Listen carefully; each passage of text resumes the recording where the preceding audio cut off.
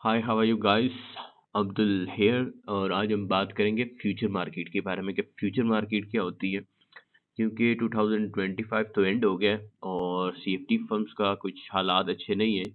तो इस वजह से जो है ना लोग मूव कर रहे हैं, ज़्यादातर लोग प्रॉप फर्म में जो है वो मूव कर रहे हैं फ्यूचर मार्केट की तरफ। तो काफ़ी लोग पूछ रहे थे फ्यूचर मार्केट कैसे काम करती है और फ्यूचर फर्म में लोग बड़ी बड़ी पे आउट्स ले रहे हैं। और ज़्यादातर लोगों का ये क्वेश्चन है कि फ्यूचर मार्केट ज़रा डिफ़िकल्ट है और प्रॉप फर्म के रूल्स भी ज़रा डिफ़िकल्ट है। तो यहाँ पे इस चैनल पे आपको फ्यूचर फर्म के बारे में सारी डिटेल भी मिल जाएगी और फ्यूचर मार्केट कैसे काम करती है वो भी बता दिया जाएगा। इंट्रोडक्शन द फ्यूचर मार्केट क्या है? फ्यूचर मार्केट बेसिकली है क्या? Future market basically centralize exchange system में काम करती है, एक्सचेंज बेस्ड मार्केट है। और where trader buy and sell future contract, जहाँ लाट वगैरह नहीं होती, फ्यूचर कॉन्ट्रैक्ट्स होते हैं। फुल साइज कॉन्ट्रैक्ट होगा, फिर जो है ना वो माइक्रो होगा, मिनी होगा। वो वक्तन वक्तन आपको आगे एक्सप्लेन करूंगा। इंस्टेड ऑफ फिजिकल एसेट और करेंसी पेयर्स, ठीक है। फ्यूचर कॉन्ट्रैक्ट्स में काम करती है फिजिकल एसेट के बजाय या करेंसी पेयर के बजाय। अब फ्यूचर कॉन्ट्रैक्ट क्या होता है? इसे एग्रीमेंट होता है ये बायर और सेलर के दरमियान, ठीक है। कि एसिड एसिड जैसे कि गोल्ड हो गया, सिल्वर हो गया, ऑयल हो गया, या कोई भी चीज़ है, at a price decided today for the settlement in the future. यानी कि मैं अगर आपको कहता हूँ कि यार मैंने आपसे ना एक गाड़ी लेनी है, आज लेनी है, इतनी प्राइस पे लूंगा, 3 महीने बाद आप मुझे डिलीवरी दे देना। डिलीवरी भी 3 महीने बाद देनी है आपने, प्लस प्राइस फिक्स कर दी है हमने।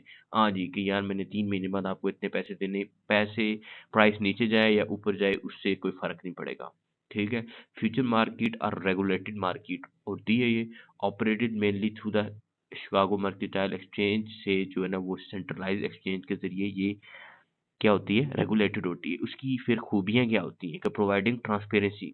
ये नहीं है कि एक ब्रोकर ने आपको एक प्राइस दी है जैसे सीएफटी में होता है, दूसरे ने दूसरी प्राइस दी है, तीसरे की तीसरी प्राइस चले, इधर सेम रहेगी पूरी दुनिया, ग्लोबल के लिए सेम प्राइस रहेगी।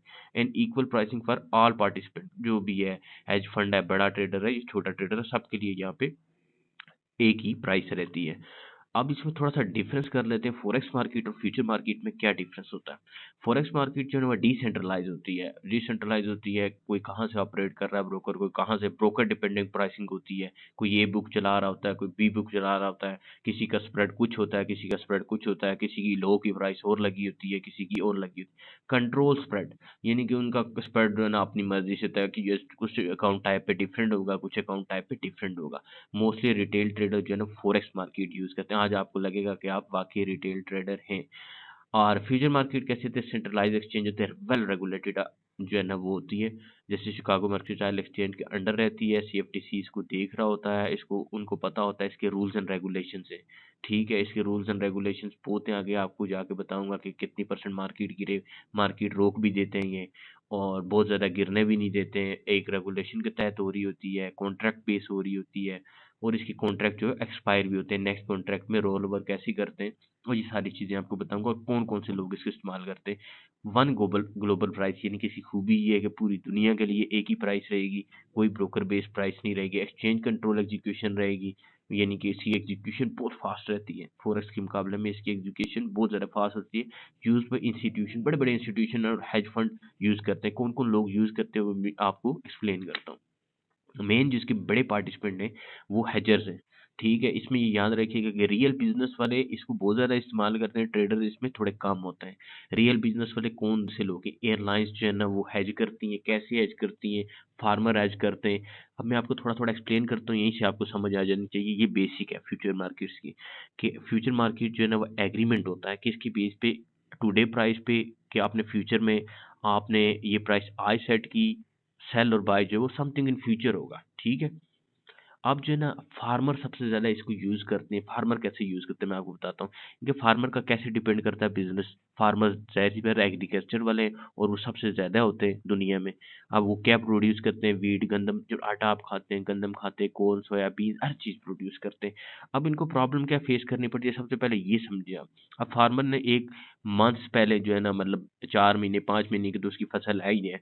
तो उसने क्या करना है कि उसने जब वो कर ली क्रॉप, मतलब बना ली, मतलब उगा ली, तो उसको जो है ना 3-4 महीने बाद बेचनी है। अब उसको बेचनी है तो उसको अगर फ़र्ज़ किया, अगर उसने बेचनी है कि एक $6 पर बुशल है, यानी कि $5 $6 है, चलो $6 कर लेते हैं अगर वीट की प्राइस है ना।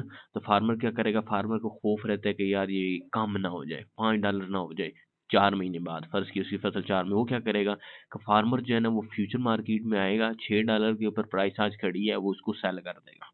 ठीक है, अब प्राइस लॉक हो गई है, उतनी ही क्वांटिटी उसने सेल कर दी है, अब रिस्क उसका रिड्यूस हो गया। अब अगर मार्केट ऊपर चली जाती है, प्राइस जो है ना वो ऊपर चली जाती है, फार्मर फिर भी प्रोटेक्टेड है, क्योंकि एक तरफ उसने सेल किया हुआ था और दूसरी तरफ उसकी प्रोडक्शन है, यानी कि प्राइस उसकी लॉक हो गई है। अब जो है ना फार्मर जो है ना नीचे गिरने से भी प्रोटेक्टेड है, और अगर ऊपर चली जाएगी तो फार्मर ने जरा एक्स्ट्रा प्रॉफिट मिस कर दिया, लेकिन लॉस में नहीं गया। ठीक है, तो फार्मर ने फ्यूचर मार्केट को क्या यूज किया, एज अ हेजर, एज अ हेज की है। एयरलाइंस कैसे यूज करती हैं, ये एयरलाइंस जो है ना वो कैसे यूज करेंगी, एयरलाइंस ने का जो बिजनेस मॉडल है वो क्या है, airline use a lot of जो है ना फ्यूल यूज करती हैं एवरी डे, एवरी मंथ। अब इनको फ्यूल कॉस्ट ऊपर नीचे जाती रहती है। अब ये ना फ्यूल, अगर फ्यूल प्राइसेस सडनली $20 $10 अप हो जाता है तो इनको बड़ा लॉस हो जाता है, क्योंकि इनने टिकट बेचे होते हैं मंथ्स पहले, तो इनको तो लॉस होगा। तो इसका डिस्ट्रॉय जो है ना, प्रॉफिट मार्जिन इसका डिस्ट्रॉय हो जाएगा। तो अब ये क्या करेंगे कि अगर फर्ज किया आज $80 पर बैरल जो है ना वो करंट ऑयल प्राइस है, तो ये क्या करेंगे कि उसको जो है ना, इनको डर है अगर $100 पे चली जाएगी नेक्स्ट मंथ पे, तो ये क्या करेंगे, बाय कर लेंगे क्रूड ऑयल फ्यूचर्स को। ठीक है, $80 पे इन्होंने बाय कर ली। अब तो प्राइस ऊपर चली जाती है तो एयरलाइन सेव मनी। ठीक है, उन्होंने जो फ्यूचर मार्केट में आके बाइंग की थी तो वहां से उन्होंने बचत कर ली, तो वो उनका लेवल हो गया। इफ एयरलाइन फॉल, अगर ऑयल प्राइसेस जो है ना वो फॉल हो जाती हैं, गिर जाती हैं, फिर क्या होगा कि एयरलाइन प्ले स्लाइटली मोर, मतलब वो जो है ना उनके पास जो है ना हेज कर दिया था उन्होंने प्राइस। वो बेसिकली इनका बिजनेस मॉडल ये है कि प्रिडिक्टेबल कॉस्ट पे कर रहे होते हैं, ये बिजनेस कर रहे होते हैं, ये प्रॉफिट नहीं बना रहे होते, ये गेमलर्स नहीं होते। ये क्या कर रहे होते हैं कि अपने बिजनेस को बचा रहे होते हैं, उसके लिए इनको कहाँ आना पड़ता है, फ्यूचर मार्केट्स में आना पड़ता है। इसी तरह ऑयल कंपनीज है, ऑयल कंपनीज का क्या काम है, ऑयल कंपनीज भी ऑयल निकालती हैं, ड्रिल करती हैं, प्रोड्यूस करती हैं, फिर सेल करती हैं। इसके लिए इनको इनको टाइम चाहिए होता है, तो इसको जो है ना वो ऑयल प्रोसेस डेली चेंज होती है, तो वो क्या करेगा कि अगर उसने ऑयल प्रोसेस 3 मंथ बाद बेचनी है, निकाल के ड्रिल करके साफ करके, तो वो क्या करेगा आज ही उसको जाके फ्यूचर मार्केट में, ये इनकी मजबूरी है, ये ना समझें कि ये यहाँ पे खुशी से आ रहे हैं। तो $85 अगर 85 $85 पे आज प्राइस खड़ी है, तो वो उसको क्या करेगा, सेल कर देगा। सेल कर देगा, उसको लगता है कि नीचे जाएगा तो उसको सेल कर देगा। अब उससे क्या होगा कि अगर वो नीचे गया तो फिर भी उसको फ़ायदा है एक तरफ से, दूसरी तरफ से नहीं तो वो उसने मार्केट हेज कर दी। अब उसने बेसिकली क्या किया है, उसने अपने जो है ना रेवेन्यू को फिक्स किया है। 3 मंथ जो है ना उसने रेवेन्यू जो लेना था वो ले लिया। अब ये बेसिकली कंपनीज़ चल रही होती हैं बड़ी-बड़ी सैलरीज़ पे, एक्सपेंस पे, इनका नया बिज़नेस मॉडल इस तरह का है। अब ये क्या काम कर रहे हैं, इनका एक स्पेसिफिक इनके ज़हन में है कि हमने इतना प्रॉफ़िट बनाना है, तो वो प्रॉफ़िट अब उन्होंने वहाँ से हेज करके बना लिया है। अब उनको प्राइस ऊपर नीचे जाने से फ़र्क नहीं पड़ रहा। Producers hedge to secure income, not the speculators. अब इसके बाद आते हैं हेज फंड मैनेजर्स। ठीक है, हेज फंड मैनेजर्स बड़े-बड़े फंड्स होते हैं, जो बिलियंस में फंड डील कर रहे होते हैं। स्किल्ड, एक बड़ा स्किल्ड टीम होती है, वर्कर्स होते हैं। इनका गोल क्या होता है कि सबसे पहले लोगों का पैसा बचाया जाए, फिर protect money and then make money. ठीक है, ये जो है ना फ्यूचर मार्केट के बड़े एक्टिव प्लेयर होते हैं। ठीक है, अब जो क्या करेंगे, अब ये काम करेंगे, अब इन्होंने ना मोस्टली इन्होंने स्टॉक्स उठाए होते हैं, स्टॉक्स उठाए होते हैं।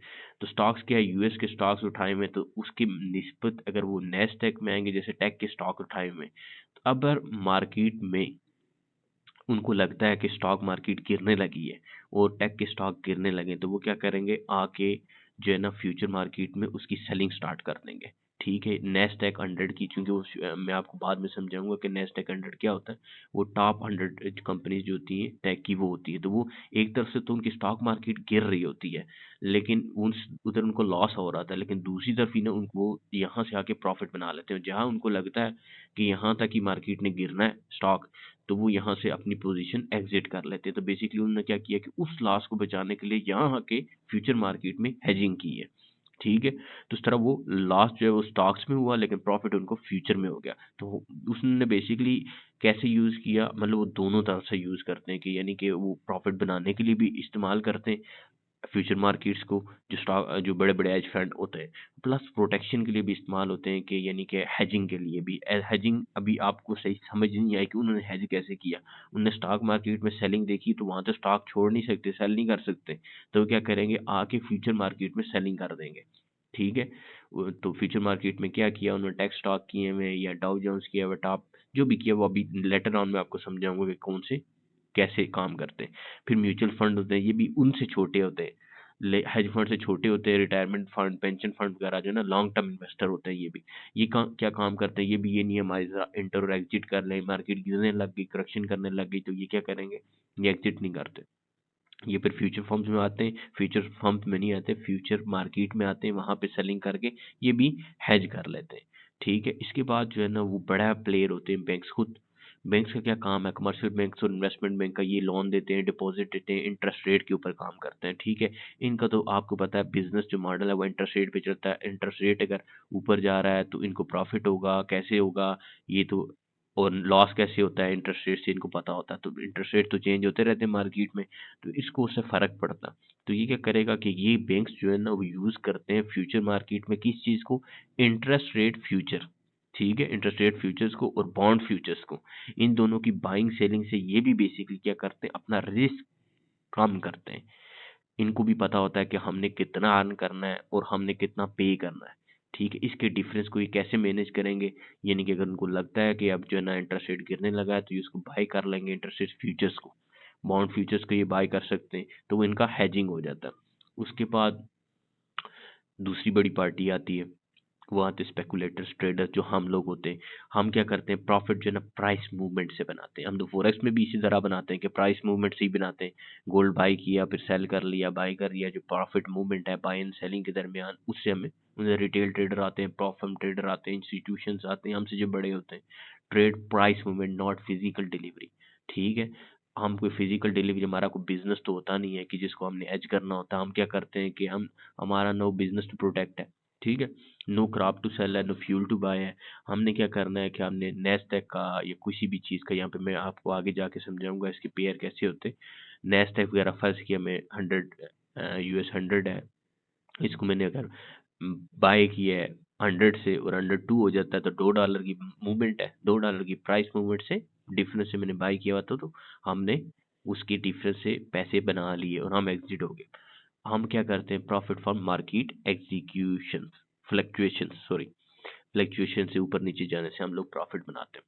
अच्छा, फ्यूचर मार्केट जो है ना, वो काम कैसी करती है, क्यों ज़रूरी है। ठीक है। हेजर्स नीड प्राइस स्टेबिलिटी, हेजर्स को जो है ना प्राइस स्टेबिलिटी चाहिए होती है। जैसे मैंने आपको एयरलाइन को एक्सप्लेन किया, फार्मर, उनको उनको लेना देना नहीं है कि प्राइस ऊपर जा रही है नीचे जा रही है, वो उन्होंने प्राइस स्टेबिलिटी के लिए यूज़ किया। हम जो लोग होते हैं, ट्रेडर प्रोवाइड लिक्विडिटी, हम इसको लिक्विडिटी प्रोवाइड करते हैं। एक्सचेंजेस, ठीक है, हम जो छोटे मोटे हो गए ना, ये ट्रेडर जी यहाँ पे आ जाते हैं, जो लिक्विडिटी प्रोवाइड कर रहे होते हैं मार्केट में ऊपर नीचे जाने के लिए। Exchanges ensure transparency and fair prices, यहाँ पे सेंट्रलाइज सिस्टम है, तो एक्सचेंज जो है वो ट्रांसपेरेंसी और जो इसके रूल्स एंड रेगुलेशन होते हैं, मार्जिन गिराना है, किस टाइम मार्जिन, जैसे न्यू ईयर है, इस पे मार्जिन ने सिल्वर का जो है वो इंक्रीज कर दी है, कि सिल्वर की वो अभी वो भी टेक्निकल प्रॉब्लम है, तो मैं आपको बता सकता हूँ कि वो किस तरह इन्होंने क्यों सिल्वर को प्रोटेक्ट करने के लिए इंक्रीज की है। तो ये एक्सचेंजेस रूल्स एंड रेगुलेशन बनाती है, ट्रांसपेरेंसी करती है। अभी both hedgers and trader are essential for the healthy future market, दोनों की जरूरत है कि हम जो है ना वो लगा सकते हैं। अब जो की मैसेज है यहाँ पे, वो ये है कि future market exist to manage risk first. ठीक है। बड़े जो प्लेयर्स है ना, वो फ्यूचर मार्केट एग्जिट क्यों करती है, यानी कि ये है क्यों, ये मैनेज रिस्क फर्स्ट। ठीक है। उसके बाद ये प्रॉफिट कम सेकंड, फिर प्रॉफिट बनाने के लिए इस्तेमाल होती है। इस वो तरह स्टॉक मार्केट भी है, बाकी मार्केट, फॉरेक्स मार्केट भी है, तो इसकी जरूरत क्यों है कि ये मैनेज रिस्क फर्स्ट है, ये याद रखिएगा कि इसके बड़े प्लेयर जो हैं वो, उनके लिए ये ज़्यादा मार्केट इंपॉर्टेंट है। फिर जो है ना प्रॉफिट जो है ना वो कम सेकंड। मिलते हैं नेक्स्ट लेक्चर में। Thank you very much.